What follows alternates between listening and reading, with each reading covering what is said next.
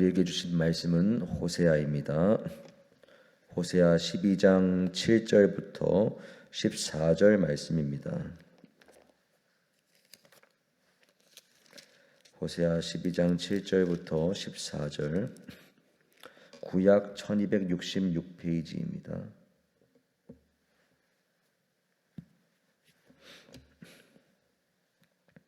한 절씩 교독하겠습니다. 그는 상인이라 손에 거짓 저울을 가지고 속이기를 좋아하는도다.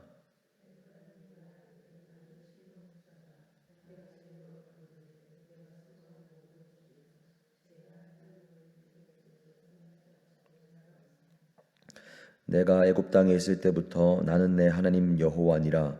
내가 너로 다시 장막에 거주하게 하기를 명절날에 하던 것 같게 하리라.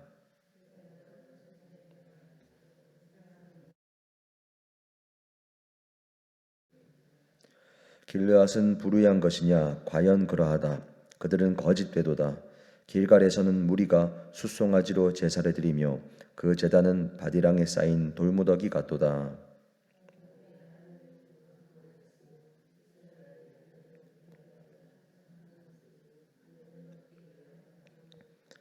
여호와께서는 한 선지자로 이스라엘을 애굽에서 인도하여 내셨고 이스라엘이 한 선지자로 보호받았거늘 에브라임이 경노하게 함이 극심하였으니 그의 주께서 그의 피로 그의 위에 머물러 있게 하시며 그의 수치를 그에게 돌리시리라. 아멘.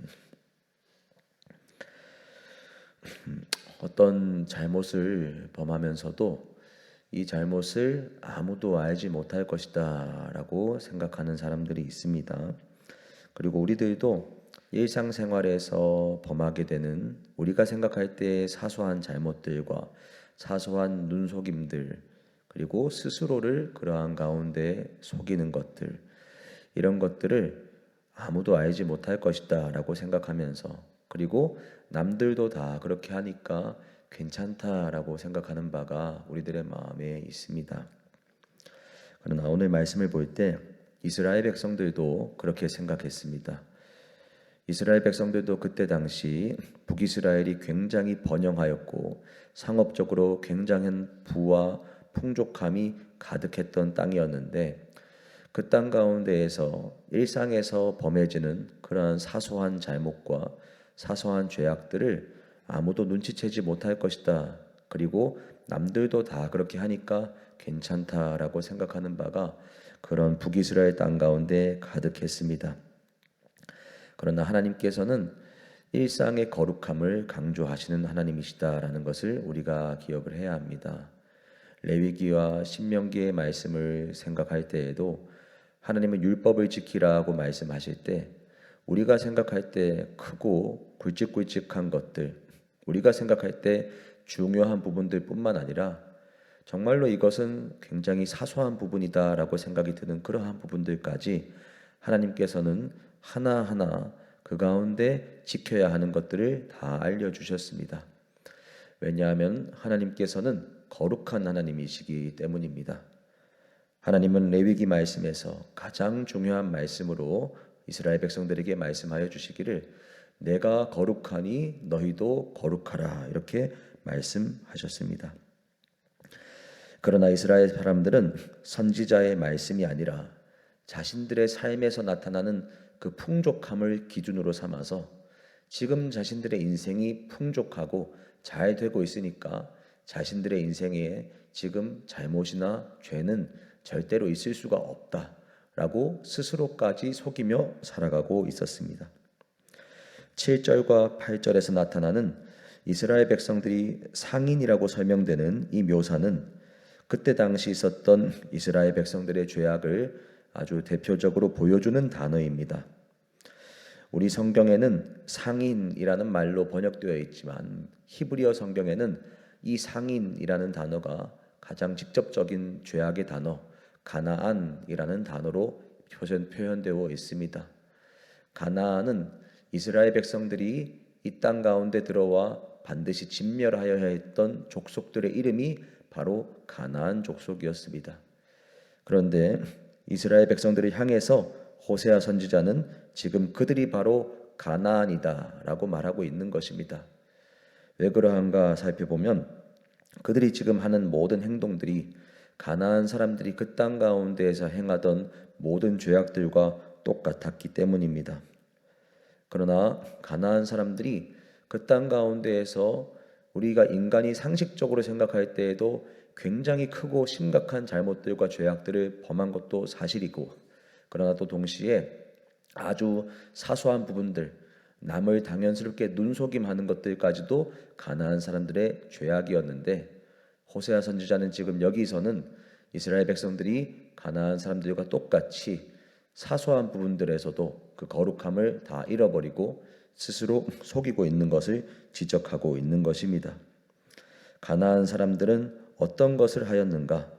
바로 일상생활에서 남을 속이고 스스로를 속이는 것에 거리낌이 없었습니다. 거짓 저울을 가지고 속이면서 그러한 거짓 저울로 이득을 취하면서 스스로가 부하게 되는 것을 아주 당연스럽게 여겼습니다. 그리고 거짓 저울을 사용하였을 때에도 어떤 거룩한 존재가 자신들을 심판하거나 자신들이 부하게 되는 것을 뭔가 실패하게 하지 않고, 오히려 거짓 저울을 사용했을 때 자신들의 삶이 실제 지금 눈으로 볼 때에는 풍족해지고 부요해지는 것이 보이니 그들에게 죄악이 있을 리가 없다라고 가나안 사람들은 과거부터 생각해 왔습니다.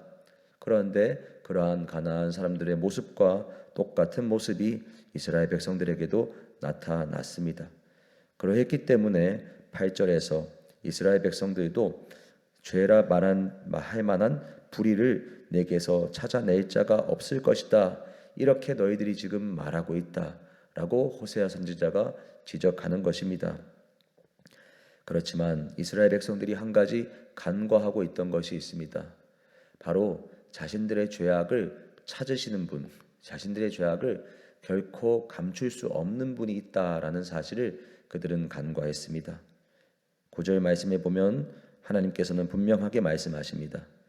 내가 애굽 땅에 있을 때부터 나는 내 하나님 여호와니라. 이스라엘 백성들이 가나안 땅 가운데 들어오기도 전부터, 애굽 땅에 노예로 있을 때부터 하나님이 이스라엘의 하나님이셨습니다. 그리고 그 하나님은 어떠한 하나님이신가? 저희가 설교 초두에 말씀드린 것처럼 하나님은 거룩하신 하나님, 그리고 이스라엘 백성들도 그런 하나님과 같이 거룩하길 바라는 하나님이십니다. 그리고 그 거룩하신 하나님 앞에서는 어떠한 불의와 죄악도 감춰질 수 없습니다. 그렇기 때문에 거룩한 하나님과 이스라엘 백성들이 동행하고 그 하나님과 함께하기 위해서는 그들도 거룩해져야 했고, 하나님께서는 그들에게 거룩해질 수 있는 수많은 율법의 방법들, 그리고 그들이 거룩함에 실패했을 때 회개의 돌이킴의 메시지들, 그러한 것들을 끊임없이 말씀해 주셨습니다. 그런데 이스라엘 백성들은 끊임없이 그러한 하나님의 메시지를 거부했습니다. 그러할 때 하나님께서 말씀하시기를, 9절 하반절입니다. 내가 너로 다시 장막에 거주하게 하기를 명절날에 하던 것 같게 하리라, 이렇게 말씀하셨습니다. 내가 너로 다시 장막에 거주하게 하겠다. 이 말씀의 의미는 이스라엘 백성들이 출애굽한 직후에 광야에서 초막절의 명절, 하나님께서 출애굽을 하게 하신 후에 초막에서, 장막에서 거하면서 그 광야 생활을 기억하게 하셨던 그 명절이 바로 초막절입니다.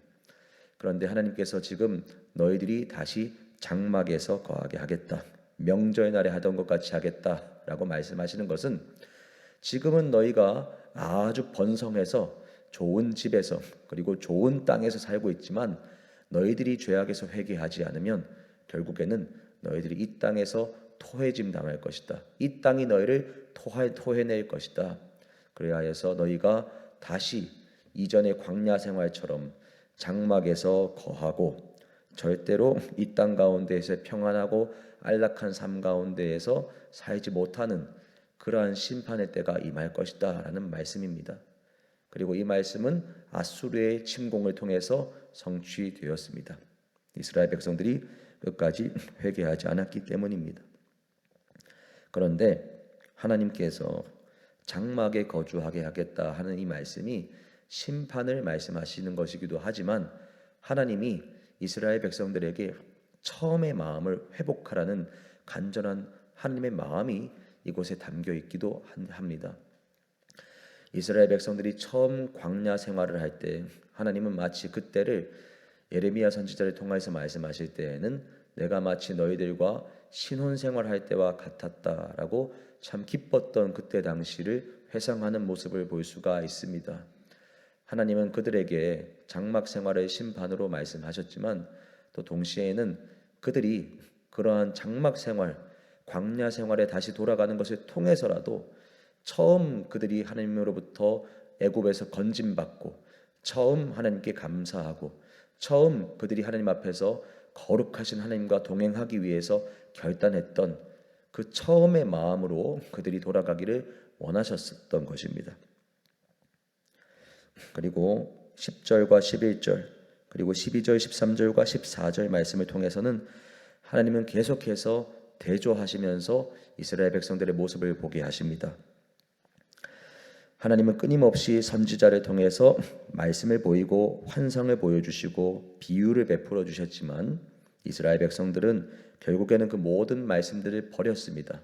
그리고 하나님의 은혜와 대조적으로 11절 말씀에 보이신 것처럼 길르앗과 길갈이라고 표현되는 대표적인 도시에서 그 도시들을 우상의 중심지로 만들며 하나님을 완전하게 버렸습니다. 떠났습니다. 이것이 첫 번째 은혜와 하나님께서 보여주신 은혜에 대한 이들의 죄악된 반응이었습니다. 하나님은 은혜를 베푸시나 이들은 죄로 답한 것입니다. 특히 이 길갈이라는 땅은 여호수아와 함께 백성들이 처음 가나안 땅에 들어갔을 때 할례 언약을 갱신하고 유월절을 지킨 땅입니다. 그런데 이 땅이 우상의 중심지가 되었습니다. 그리고 12절 13절 하나님께서 또 은혜를 베푸셨는 것을 보여주십니다.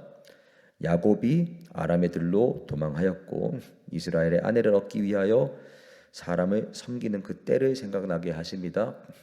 야곱이 그때 과거에 형인 에서를 속이고 그리고 에서가 죽이려고 하는 상황에서 바단 아람 땅으로 도망가야 했던 그때 당시의 상황.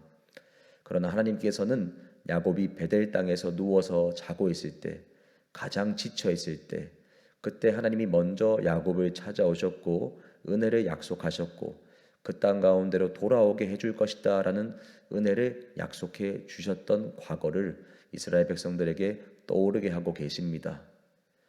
야곱이 바단 아람 땅으로 급히 도망갔다가, 그러나 그 땅 가운데에서도 어려움이 있었지만 결국에는 사랑하는 아내들과 그리고 사랑하는 자녀들과 수많은 하나님의 은혜를 가지고 그 땅 가운데로 돌아왔습니다. 하나님의 은혜입니다. 그리고 두 번째로 모세 13절에 여호와께서는 한 선지자로 이렇게 표현되고 있는데, 이 한 선지자는 모세입니다.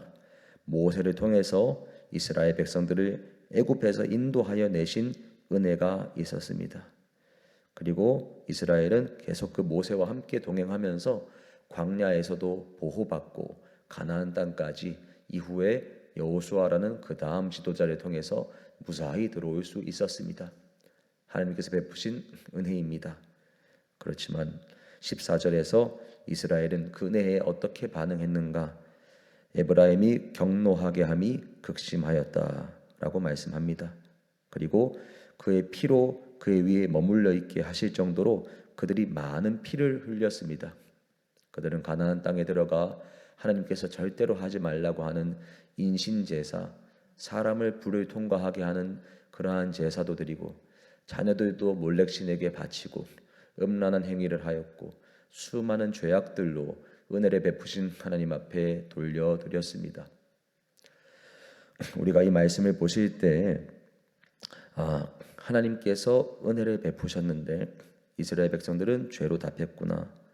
하나님께서는 사소한 부분에도 거룩하기를 원하시는구나. 우리도 그렇게 해야겠다라는 어떠한 하나의 행동적인 결단으로만 끝나서는 사실 우리들 역시도 그때 당시 이스라엘 백성들을 이겨서 그들과 다르게 살아갈 힘이 없습니다. 그렇지만 이 말씀 오늘 본문에는 생략되어 있지만 우리가 오늘의 시대를 살아가는 우리들에게도 하나님이 베푸신 은혜를 떠올리고 그 은혜를 끊임없이 바라보고 묵상할 때 우리가 이 이스라엘 백성들과는 다르게 살아갈 수가 있습니다. 어떠한 은혜인가? 이스라엘 백성들을 출애굽시키시고 야곱을 그 땅 가운데에서 돌아오게 하시는 수많은 은혜를 베푸신 그 하나님께서 오늘 우리들에게는 그 모든 은혜들과 비교되지 않는 가장 큰 은혜를 이미 베풀어 주셨습니다. 바로 하나님의 독생자이자 그리고 하나님 그 자체이신 예수 그리스도를 우리들에게 허락해 주신 은혜입니다. 내가 거룩하니 너희도 거룩하라. 그 말씀은 율법을 지키는 것을 통해서 100% 율법을 지키면 가능하지만 인간은 100% 율법을 지킬 수가 없기 때문에 율법으로는 불가능합니다. 그러나 율법은 초등교사로서 우리가 율법으로는 불가능하다는 것을 깨닫고 그러하기 때문에 하나님의 은혜가 더욱더 절실하게 필요하구나. 그렇기 때문에 예수 그리스도가 우리에게 필요하구나를 깨닫게 하는 역할임을 사도 바울은 갈라디아에서에서 설명했습니다. 마찬가지입니다. 오늘 우리들도 은혜 받은 이스라엘 백성들이 죄악으로 답한 것과 다르게 살아가기 위해서는 우리가 기억해야 하는 것은 우리에게 하나님이 베푸신 가장 놀라운 은혜 예수 그리스도의 은혜입니다. 그리고 그 예수 그리스도의 은혜를 기억하고 예수 그리스도를 우리의 일상 가운데에서 끊임없이 생각하고 묵상하고 그 예수님의 그 사랑을 기억할 때 그리고 감사할 때 그리고 그 예수님과 동행할 때 우리는 비로소 우리가 생각하는 크고 굵직한 죄악들뿐만 아니라 우리가 생각할 때 사소하게 여겨지는 부분 내 자신마저 속이면서 죄 짓는 것을 그렇게 심각하게 생각하지 않았던 영역들까지도 예수님께서 십자가에서 흘리신 그 보혈로 말미암아 거룩하게 되는 것입니다. 사랑하는 여러분, 반드시 그래서 오늘 하루와 그리고 평생에 걸쳐서 우리가 살아갈 때 꼭 기억하시기를 바랍니다. 이스라엘 백성들과 같이 은혜 받았으나 죄로 답하는 자가 아니라 정말로 예수 그리스도의 가장 큰 은혜를 받은 하나님 자신이 내어주신 가장 큰 은혜를 받은 우리가 정말로 모든 일상의 생활 가운데에서 모든 일상의 영역 가운데에서 그 영역에서도 함께 하시는 예수 그리스도를 반드시 기억하시며 그 예수님과 함께 동행하셔서 정말로 거룩한 우리가 만들어내는 것이 아니라 예수님으로부터 허락되는 그 거룩함을 가지고 살아가시는 저와 여러분 되시기를 주님의 이름으로 축복합니다. 함께 기도하겠습니다. 하나님 아버지 감사합니다. 아버지 오늘 말씀을 통해서도 우리에게 거룩하라고 말씀하여 주시니 감사합니다. 아버지 우리들이 생각하는 이 정도면 되었다라고 하는 기준은 사실 의미가 없습니다. 하나님께서 원하시는 거룩함의 기준에 도달할 때야 비로소 우리가 의롭다고 여김을 받습니다. 하나님 그러나 우리 스스로의 힘으로는 스스로를 속이고 스스로 죄악을 지으면서도 덮어버리는 부분이 너무나 많음을 고백합니다. 예수님의 보혈로 깨끗하게 씻어주시고 예수님의 빛으로 드러내주시며 그리고 우리가 모든 일상의 영역, 가정의 영역, 직장의 영역, 모든 삶의 자리에서 예수님을 바라보고 예수님과 동행하며 예수님의 보혈을 그 모든 자리에 덮고 발라주셔서 정말로 우리가 모든 부분에서 예수님이 주시는 거룩함으로 살아가게 하여 주옵소서. 예수님이 허락하시는 그 거룩함이 결국 하나님께서 만족하시는 거룩함이 오니 정말로 이 모든 부분에서 예수님을 바라보고 예수님을 의지하고 살아가는 우리들 되게 하여 주옵소서. 감사드립니다. 예수님 이름으로 기도합니다. 아멘.